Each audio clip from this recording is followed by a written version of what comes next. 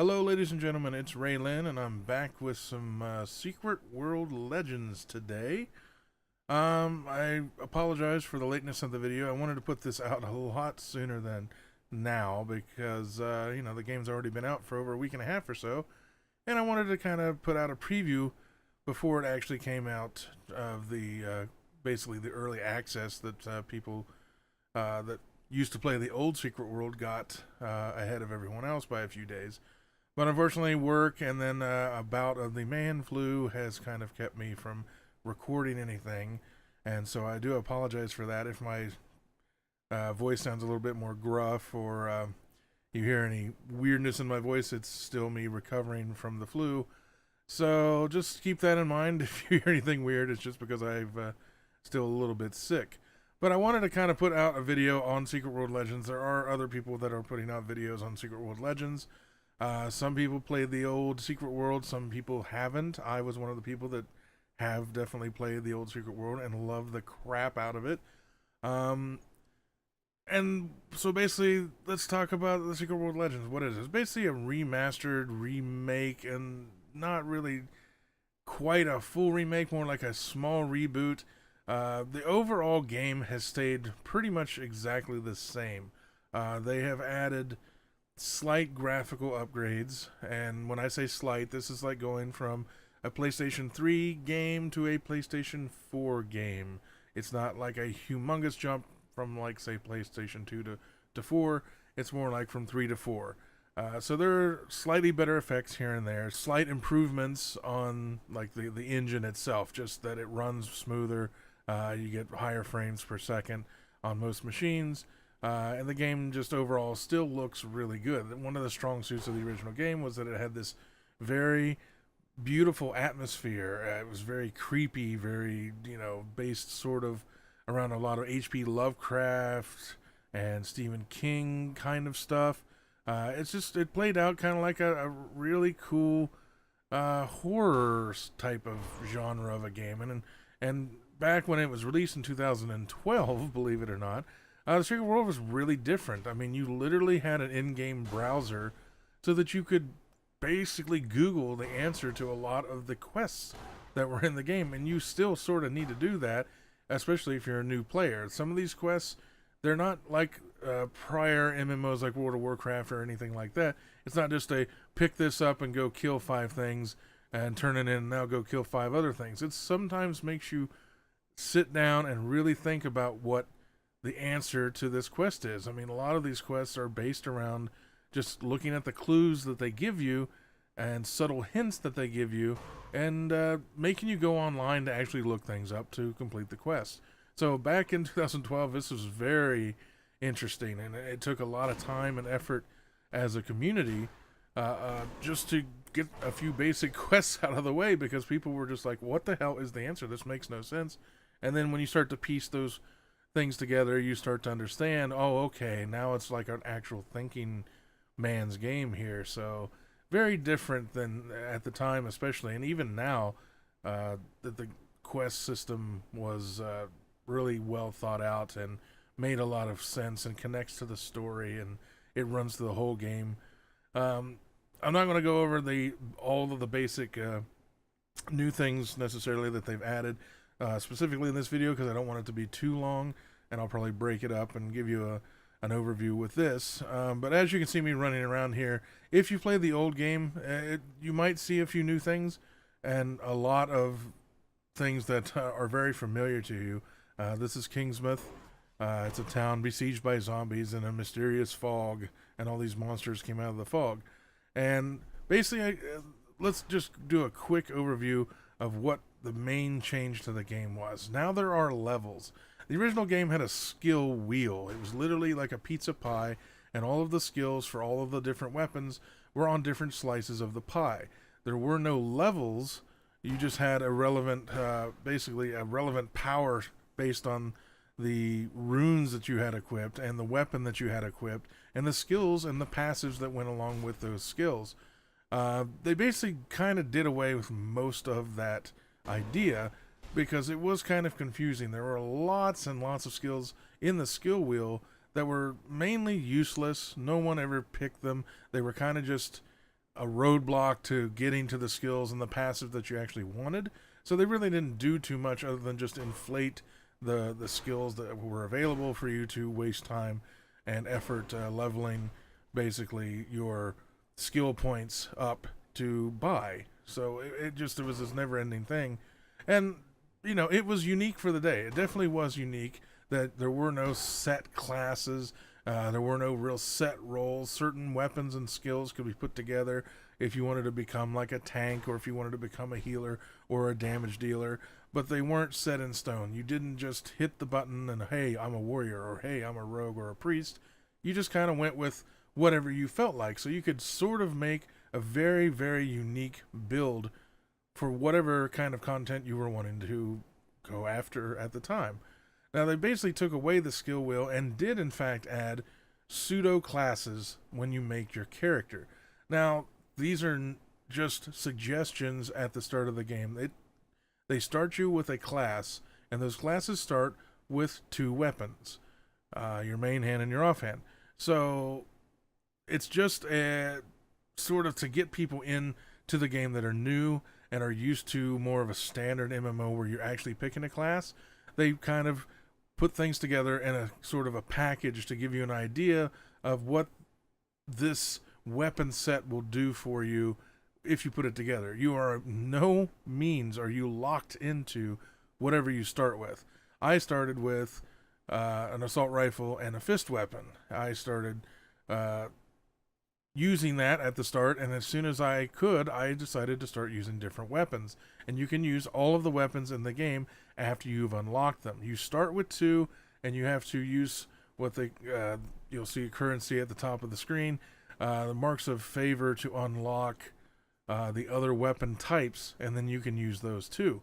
They just recently put out a patch where they made it much easier to do that, and I think that's pretty much it. It's very similar to the original, and it's very intuitive now, but there is some complexity, because your idea with the skills and the weapons is that you're trying to find 2 weapons that sort of work well together, and there are multiple ways you can get those weapons to work well together. For me, with this character, I'm using a shotgun, which is primarily a tanking weapon if you want it to be. You can take a lot of skills that generate a lot of threat on a monster, so that the monster comes to you and sticks to you like glue. And I'm not really building myself to be a tank, but I really like the shotgun. I really like the skills that it has, and it does a lot of damage in really big chunks. So I kind of like that playstyle, and it's a little bit of range. It's not quite as far as the assault rifle, but it's a really good weapon in my opinion. Now, the fist weapon is primarily a damage or healing based weapon, and for me, I don't take a lot of damage. My shotgun can also heal me because it has different ammunition types. That's one of its gimmicks, that I'm going to call it gimmicks. And the fist weapon can also be a healing weapon. It's one of the most powerful healing weapons in the game if you build it correctly. So basically, I have 1 skill on my bar for my fist weapon that's basically a heal over time effect, and the rest are all damage abilities for my shotgun.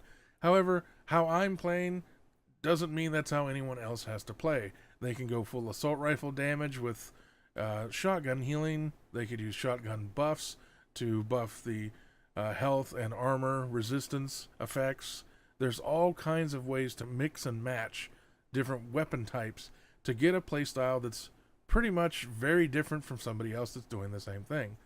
Now, talking about the gimmicks for a second here in the video, you'll notice above my ability bar, you've got on the left is my shotgun shells, on the right is my fist weapon fury bar. And the fist weapon, I'm not really attacking with it, so that the fury doesn't really build very quickly unless I'm really taking a lot of damage and healing myself, like you see as I run around here, that I'll be healing from me being dumb and running into things that hurt me. Now, the gimmick with the shotgun, you have different shell types. Right now, as I'm running around, the main shell type I used when I was leveling here was fire. So it's an incendiary round. It catches them on fire. It puts a dot on the enemy.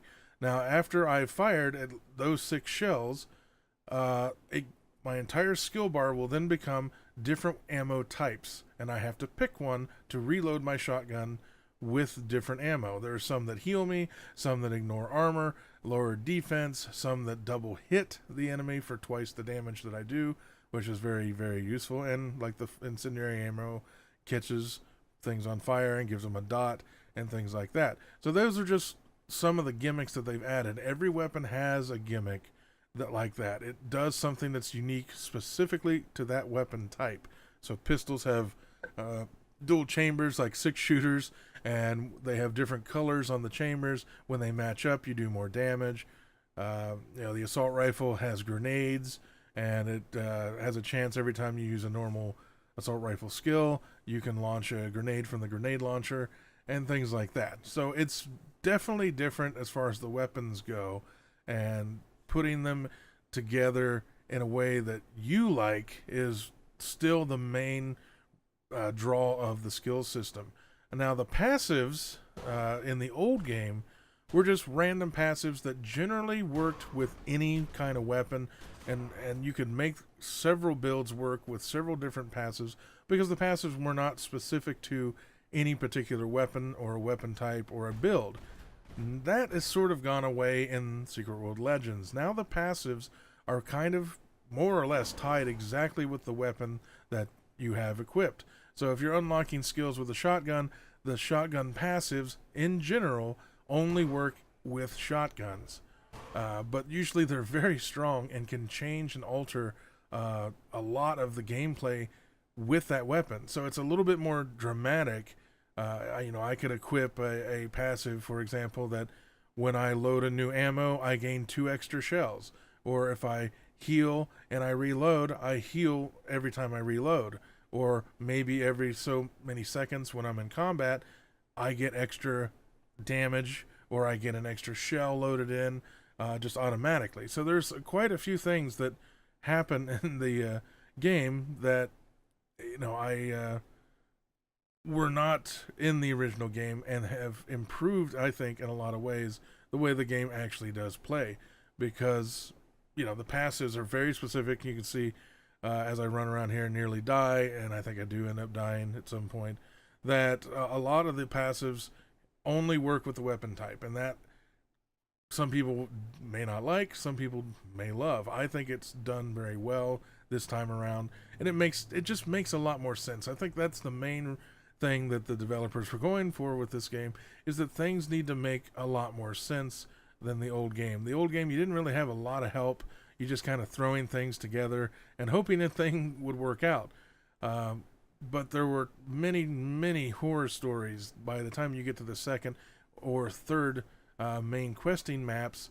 If you didn't have really the right build, and so you didn't pick the right weapons, and you weren't using a particular, I don't want to say cookie cutter build, but there definitely were builds that were stronger than others. If you didn't have a build like that, you pretty much had to just go back to Kingsmith here, the first area, and just do quests all day, every day, until you could get enough points to put into different skills and get a build that could actually let you survive, because the difficulty ramped up exponentially after you got out of the first couple of zones. Now, the old game, like I said, did not have levels. This new one, Secret World Legends, does in fact have levels. You do out-level and outpace the game itself. If you over-level, you'll be able to go in here and one-shot mobs and stuff like that. The max level is 50. However, the level is only there as sort of a small gate to certain quests or certain areas. It's not there to really hinder you that much, and it really doesn't mean a whole lot. You're not gaining stats, like in a normal MMO. You're not gaining any character stats that go up just because you go up a level. It's mainly there as just a gate to say, oh, you need to be level 14 before you take this quest.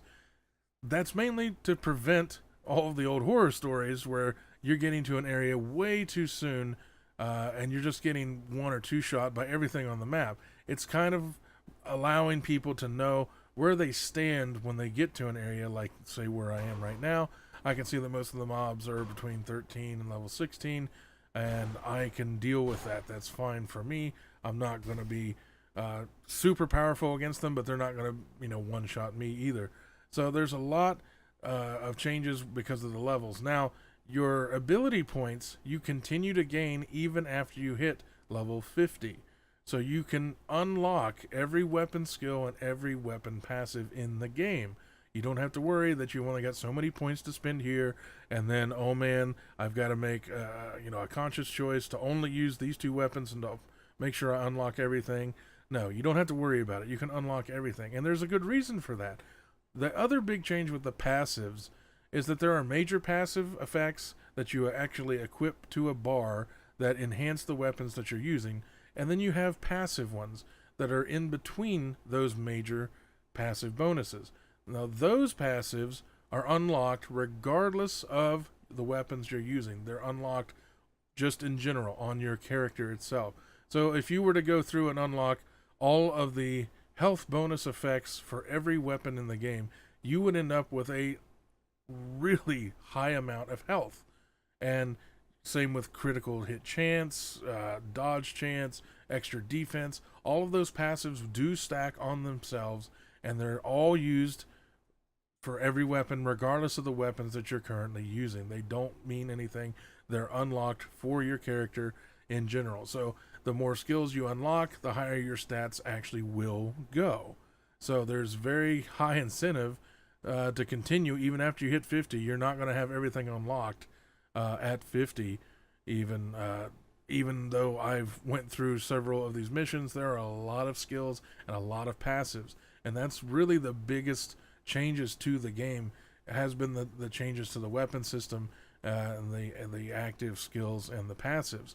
I think it's a lot more intuitive now, so things just make more sense, and having the level system in there does help, that you run up to something, and if it's level 40 and you're level 20, well, obviously you're probably in the wrong area. You need to go somewhere else. And I think that will alleviate quite a bit of the confusion that the original Secret World brought with it. Even though it was very unique, it was very hands-off from every which direction on telling the player exactly what the hell you need to do. There is a lot more hands-on at this point with the new game than there was with the old, and I think that's a good thing. I mean, you're trying to bring in a new audience, and a lot of people use technology, so a whole questing system and needing to look up answers on Google is definitely still there. The questing has not really changed much at all, really. The whole every quest is more or less right where I remember it being in the old game. The solutions haven't really changed. There are a few new quests, and there are a few places where the quests have actually moved around to be a little bit more convenient for us. And there are certain things that they've fiddled with, but overall, the whole of the storyline hasn't changed, and I'm really glad of that, because the main huge draw of the game was the story, the whole storyline, the weirdness to it, all of the mystery, and trying to figure out what the hell is going on. You know, I mean, we're not really told at any point during the game, hey, this is what's happening, this is why this is doing this. You kind of sort of figure it out as you go along, and even the people that are basically controlling you, your superiors, don't even know half the stuff that you know. So it's kind of a switch. Usually, you know, in an MMO, you know there's a bad guy, you're going after that bad guy, and he's got very clear motives about what the hell is going on with the story, and it just moves on from there. With this, you don't really. You're just you're just thrown in to this starting zone, and there's zombies everywhere, and these weird-looking creatures, and all this fog and mist. You don't know what the hell is going on. The people there don't know what the hell is going on, and you just move on from there, and slowly but surely start piecing things together.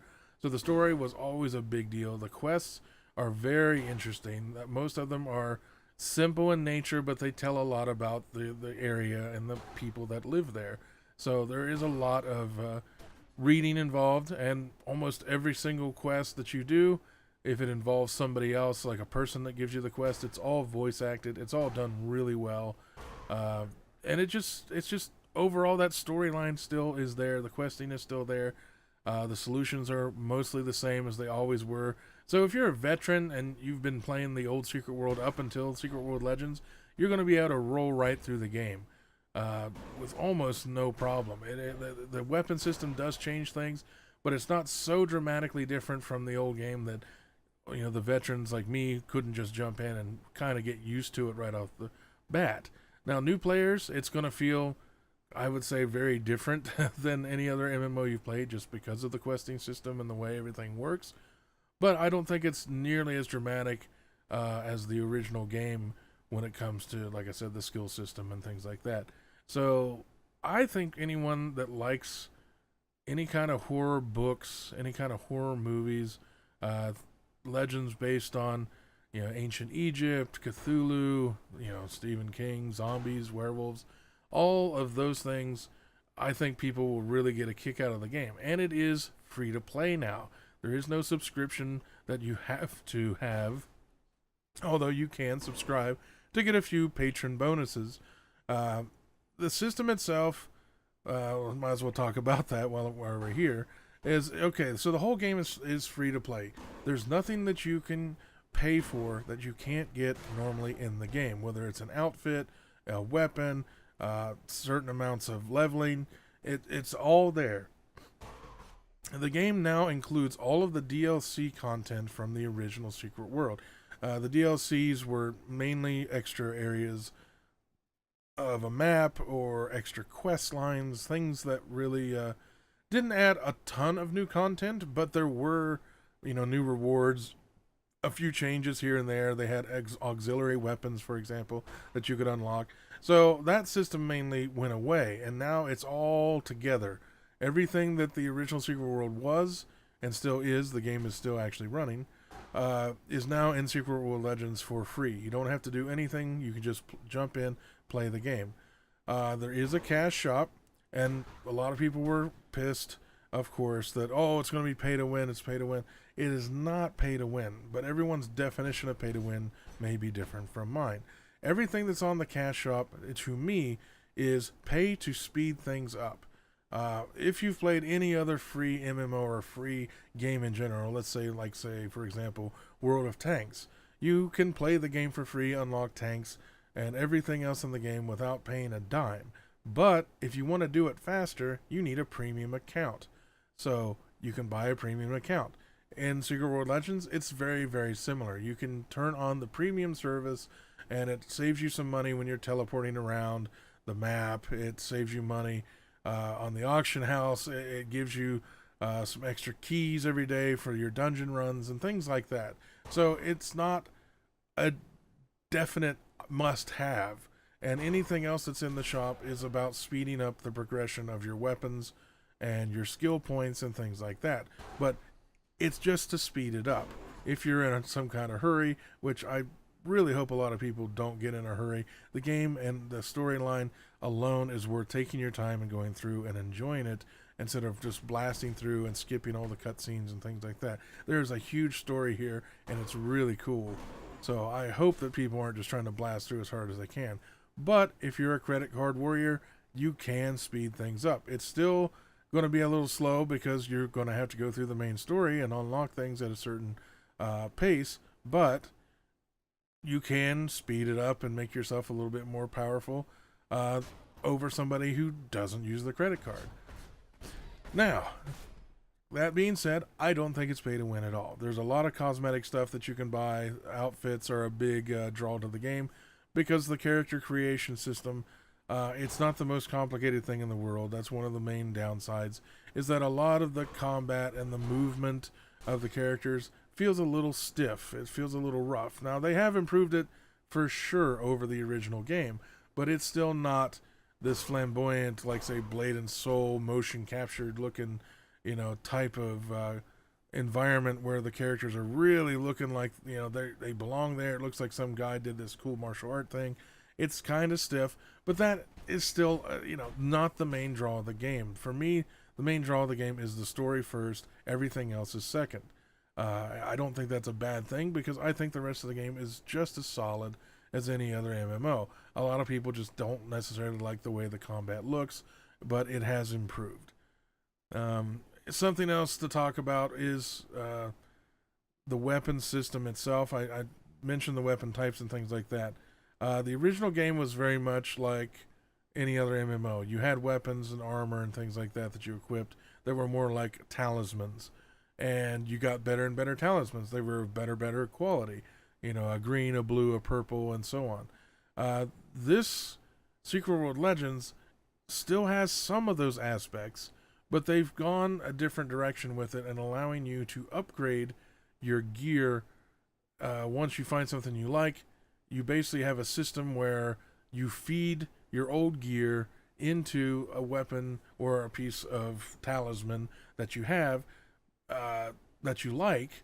You feed old gear into it and it levels up and it gets stronger. And then once it's at a certain level, you can increase the quality of it from, you know, green to purple to yellow to red and so on and so forth. You can actually keep a weapon the whole way through the game if you find something that's just amazing. If you found something at level 5, it's still going to be useful at level 50. It's all about upgrading the gear.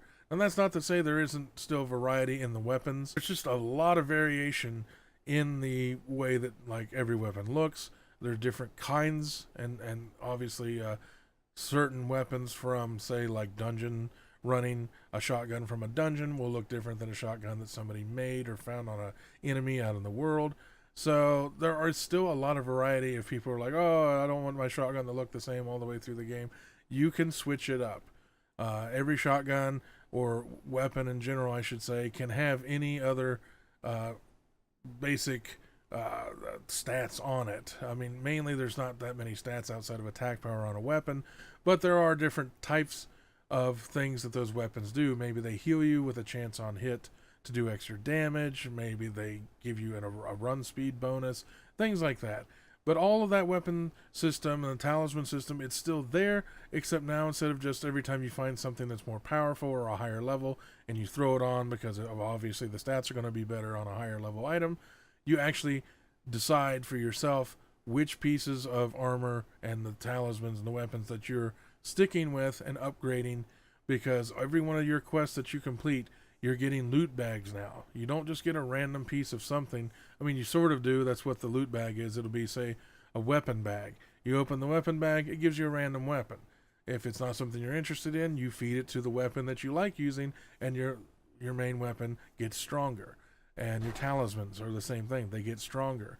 And you can do that multiple times. Since you can learn every skill and use every weapon, you can imagine how long it's going to take to actually upgrade every weapon type in the game to maximum level and quality.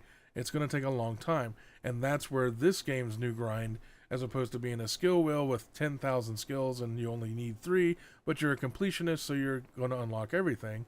You've got into upgrading every weapon and every talisman type to the maximum level so that you have different roles that you can play in the game. You equip a few different talismans, now you're a healer.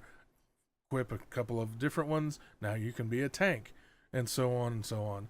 So overall, the system didn't necessarily get more complicated. It just changed to make it a little bit more intuitive for players that are used to more traditional MMOs.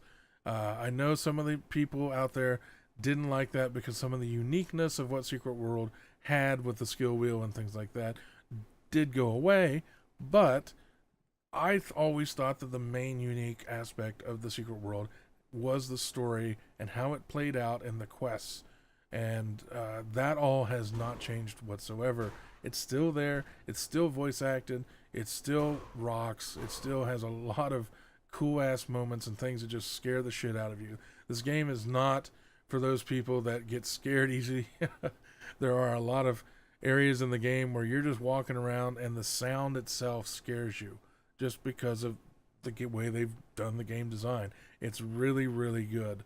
I can't really say enough about it. It's the main reason I played the original game and stuck with it for as long as I did, and now it's the main reason I've come back for Secret World Legends, because I really want to finish up the story. I kind of fell off of the Secret World just before the end, so this time I'm hoping to make it all the way through, get everything done, see everything at least once, and really get into the storyline, because it was one of the best aspects.